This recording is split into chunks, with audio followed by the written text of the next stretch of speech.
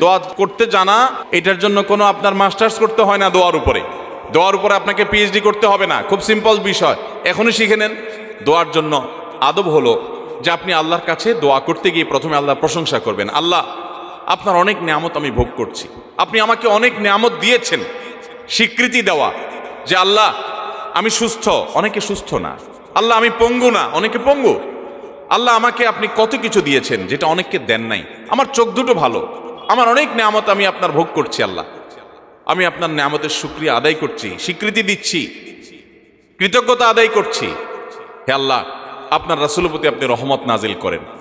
আপনি যদি লম্বা চড়া বিস্তারিত না বলতে পারেন, আপনি সূরা ফাতিহাটা পড়েন, আলহামদুলিল্লাহ রাব্বিল আলামিন, আল্লাহর প্রশংসা সেখানে হয়ে গেছে, আলহামদুলিল্লাহ রাব্বিল আলামিন পড়েন, দুরূদ শরীফ পড়েন, বাস। এরপরে আপনি এবার বলেন, আল্লাহ আপনি আমাকে মাফ করে দেন। আল্লাহ আমার বাবা চলে গেছেন, তাকে মাফ করে দেন। আল্লাহ আমার মা দুনিয়া থেকে চলে গেছেন, তাকে মাফ করে দেন। ভাইরা আমার, আসল কথা হলো আমরা সেই ব্যথাটাই অনুভব করি না।